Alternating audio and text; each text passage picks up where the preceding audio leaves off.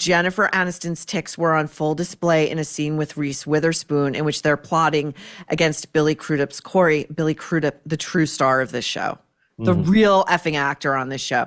And Jennifer's tics were like out of control. And all I could think about was you, Tim.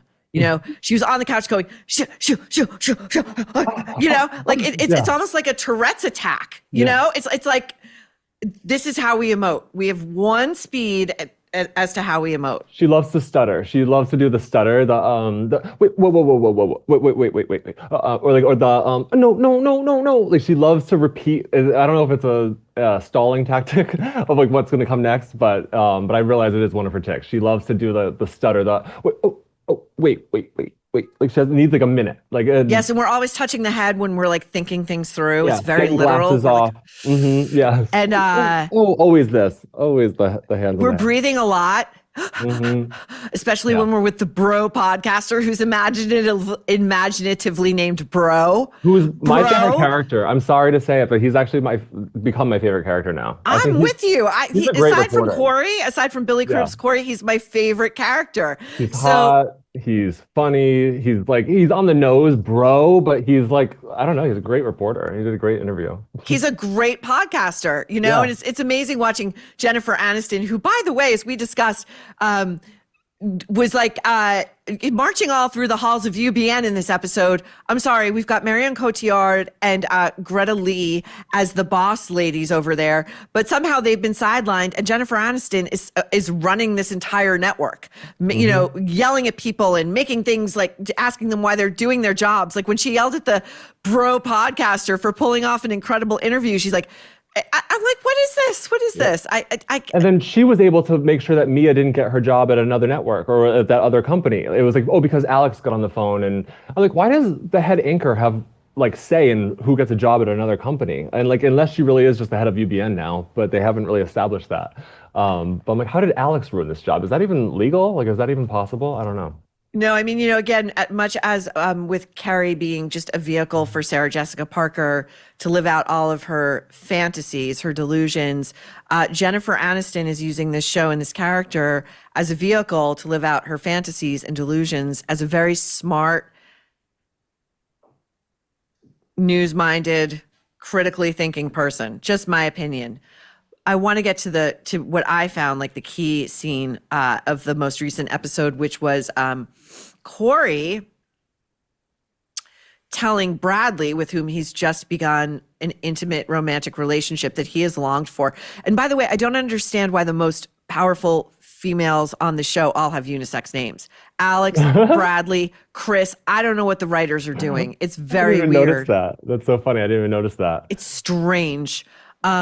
So he finds out that she's been spying on him and is trying to, went through his phone, which we all knew he was going to figure out, and is trying to report a story that would destroy him and ruin his career. And she's trying to salvage herself. Let's take a look at this clip. It's not pretending to be a human being, because what you sound like is a liar. You sound like a fucking liar to me. You don't give a fuck about me. You know, I spent a long time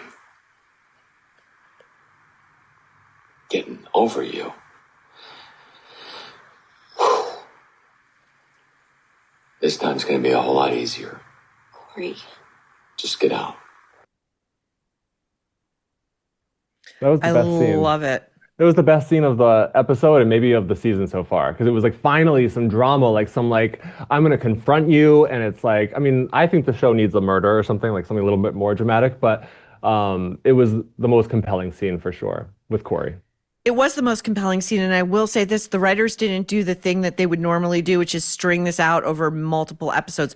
When will Cory figure it out? Yeah. Will Reese be able to out him? You know, and you come away from that, and Cory is a very complicated Machiavellian character, but I personally came away from that team Cory, and I thought like the Billy Crudup, he didn't go to 11 in that scene. Like what made it terrifying, it's the same way, you know, I can talk about this again because I'm an actress now, Tim. Yeah. The way Meryl Streep made Miranda Priestley terrifying, she would go low. The angrier she was, she would get into a whisper. And that's what Billy Crudup did right there. And it's actually very, very, very powerful, I think. Yeah. I think that's actually 100% correct. And I don't know if I just think about my parents. Like my mom was always the yeller and I was like never afraid of her. But then my dad was the calm, cool. Like when he was mad, it was just like how Cory came across. And like that was always 100 times more terrifying. And I always would listen to what my dad said as opposed to my mom. But no, I agree with that 100%. But I do think it's funny that the show is trying to turn Cory into the villain. And this goes back to what you said about Ryan Reynolds. And they literally talked about how Cory burned down his dad's car, how he tried to arson his father's car. And they're like, and then they say, oh my God, well, you're not really a psycho, are you? Like they make that a point of like, you're a villain because you did that.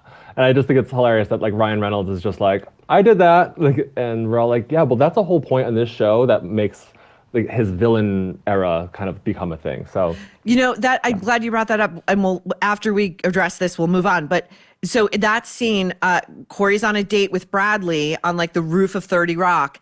And he's saying to her, oh, like, you don't know everything about me. Like, you're going to learn. And she's like, well, what possibly? And he goes, well, when I was like 16, I set fire to my father's car. I was just looking for some attention. And she laughs. And they laugh as if it's this like quirky piece of biographical data rather than a confession that would send any sane woman jumping off the roof rather than spending another minute with the guy. Or at least ask more questions. Like, why? What were you doing? And like, was accelerant involved? Like, were there animals in the car? Small animals? That's next. Yeah, that's next, if not before. Agreed.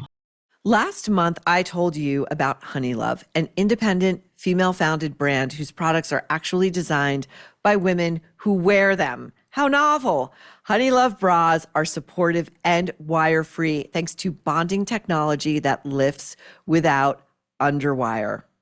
Honeylove recently launched their new Cloud Embrace bra, which sold out in days because it's a modern wireless t-shirt bra with sturdy, lightly padded foam cups that feel like clouds against your skin. It is a wireless bra for people who love the effect of underwire, but not so much the feel. And this style is bound to sell out again, so don't wait to try it. I love Honeylove. I have the bras myself. And it is very difficult to find a bra that fits and feels light and you can go about your day forgetting it's even on. And it also smooths out all the lines. So give it a try. Treat yourself to the most advanced bras and shapewear on the market. Save 20% off Honeylove at honeylove.com/nerve. Use our exclusive link to get 20% off honeylove.com/nerve to find your perfect fit. And after you purchase, they're going to ask where you heard about them. Wherever did you hear? Say, please, I am a troublemaker and the Nerve sent you. Experience the new standard in bras and shapewear with Honeylove.